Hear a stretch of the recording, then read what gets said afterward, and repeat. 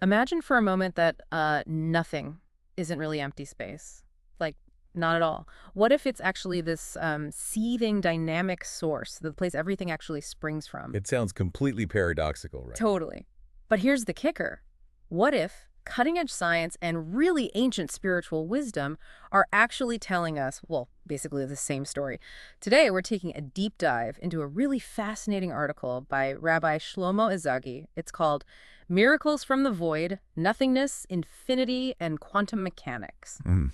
And Rabbi Ezagui makes this, well, pretty bold claim. He says insights from ancient Jewish mystical texts, specifically the Tanya, line up precisely with what modern scientists are telling us through quantum mechanics. Yeah, it's a big claim. And our mission today is really to explore that connection. We're going to look at how these different frameworks, science on one side, spirituality on the other, how they talk about nothingness. Oh, yeah.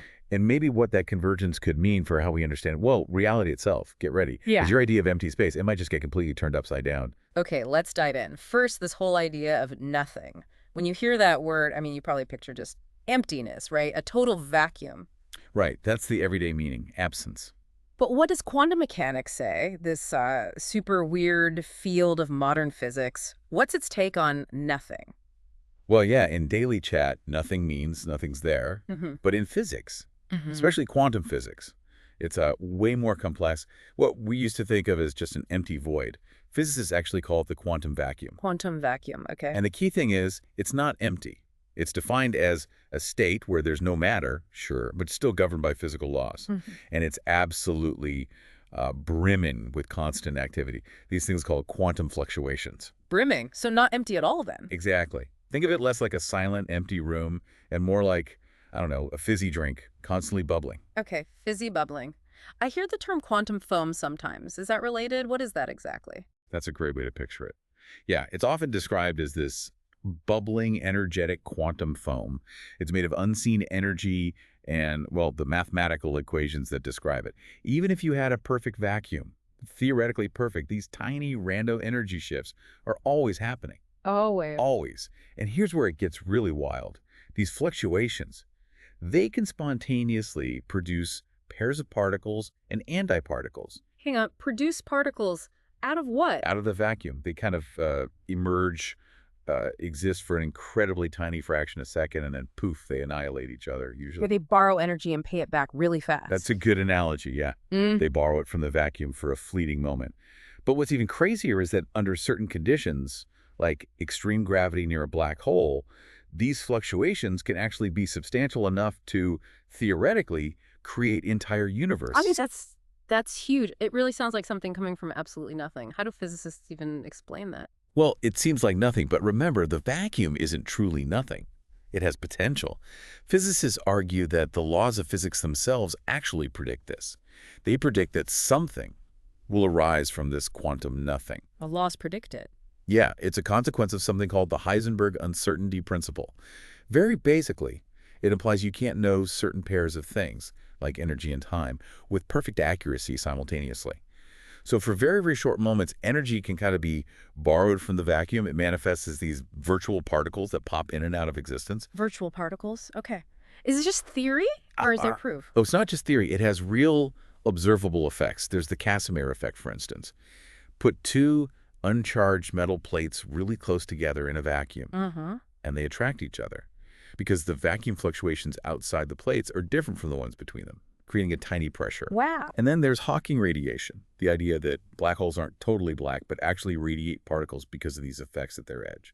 So this nothingness in quantum physics, it's incredibly dynamic, it's creative, it's the backdrop, the very foundation for everything emerging in our universe, not empty at all. It really does flip the whole idea of emptiness on its head. Amazing. But, what if this isn't an entirely new concept? What if ancient wisdom kind of hinted at something similar? And that's where Rabbi Ezagui brings in the Tanya. It's a foundational text in Chabad Hasidism. Yeah. So what's the core idea in the Tanya that connects to this ultimate reality, or maybe nothingness? Right. The Tanya, written by Rabbi Shlomo Ezagui of Liadi, is this incredible synthesis. It draws on the Hebrew Bible, the Talmud, and especially the mystical tradition of Lurianic Kabbalah.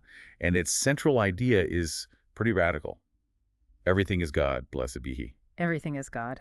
Everything. It's Okay. not just saying God exists somewhere. It's saying God is the underlying reality of everything we see and experience. He's omnipresent, involved, constantly sustaining creation. Now, a key concept here is how God, who is infinite and totally beyond space and time, interacts with space and time. Okay, how? Through an attribute the mystics call Malchut. You could translate it as kingship or sovereignty. Think of Malchut as like the divine interface, the tool or channel God uses to bring space and time into existence and keep them going. So Malcha is how the infinite connects to the finite world we see. Exactly. But here's the twist. Malchut does something else too. Which is? It also conceals his presence. Conceals. So if God is everywhere, why don't we just see him or feel him directly all the time? That's the function of the concealment part of Malchut. It creates the perception of separateness. It allows created beings like us to feel like we have independent existence. It makes us experience the world through the limits of time and space, seeing things as divided, separate objects and moments. It's like a veil. A veil. Okay. But behind that veil, God's essence and being, which is called Ein Sof, meaning the infinite one, without end, completely fills everything, the whole earth, all of time, all of space. This infinite light, as it's called, is said to be equally present everywhere, in the heavens, on the earth, everywhere. Everything is described as being, in its true essence, utterly nullified within that infinite light, which manifests through Melchu. Nullified, like it doesn't really exist on its own. In a sense, yeah. Its independent existence is sort of an illusion created by Melchut's concealment. So while space and time look separate and physical, the text says, in truth, they contain all of the infinite God. The article suggests this setup, this concealment, is actually God's desire so we can have free will, experience things on our own level, and build a relationship with him from our finite perspective. It's really fascinating how both sides, physics and mysticism, are wrestling with what's underneath the reality we normally perceive. And this is where Rabbi Ezagui really connects the dots, isn't it? Between the quantum vacuum's nothingness and the Tanya's infinite reality. How does he build that bridge? He starts with a really fundamental question. A question he says any thinking person should ask. Okay, we have this quantum vacuum, this nothing, fine. But where did it come from? Right, the origin question. Exactly, and maybe even more pointedly, where did the elegant mathematical equations that govern and control this whole quantum show, where did they come from? The laws themselves. Precisely. He argues that this quantum nothing, this vacuum state just left to its own random devices, could never accidentally produce the incredible order we see. You know, the precisely balanced quarks, protons, neutrons, electrons, never mind a living, breathing human being with trillions of atoms all working together in perfect harmony. He suggests randomness alone doesn't cut it. So he's implying there's an intelligence behind it. That seems to be the implication. He actually quotes a verse from Psalms, Psalm 121-2, Mi'ayin Yavo Ezri. Now, Mi'ayin literally means from where, or from nothingness. He translates it as, it is out of the infinitely intelligent nothingness that my salvation will come. Infinitely intelligent nothingness. That's a powerful interpretation. It is. He's using the ambiguity of ayin, nothingness, to suggest it's not just empty, but a source imbued with intelligence, the source from which help or creation comes. So let me see if I've got this. He's basically saying, science points to this underlying quantum field, this dynamic nothingness, as the source of everything. And the Tanya describes an infinite, all-encompassing divine reality that manifests as everything but is somewhat concealed. And he's saying these are describing the same fundamental thing. That's the core of his argument, yes. That modern science, especially quantum mechanics, shows us that everything we see is just a manifestation of this deeper nothingness, these fields and fluctuations. And he sees that as perfectly mirroring the Tanya's teaching, that space and time are just finite expressions of this infinite undercurrent, which is the infinite God Almighty. God, who in this view set some boundaries on himself to allow finite beings like us to exist and relate to him. Okay, wow. That's a profound connection he's making. How does this idea change the way we think about miracles, then? It reframes them completely. Rabbi Ezagui suggests that when a miracle happens, it's not necessarily that God has to, break the laws of physics or change the physical world. No, then what happens? Instead, he suggests he, blessed be he, simply widens the boundaries in our minds and eyes.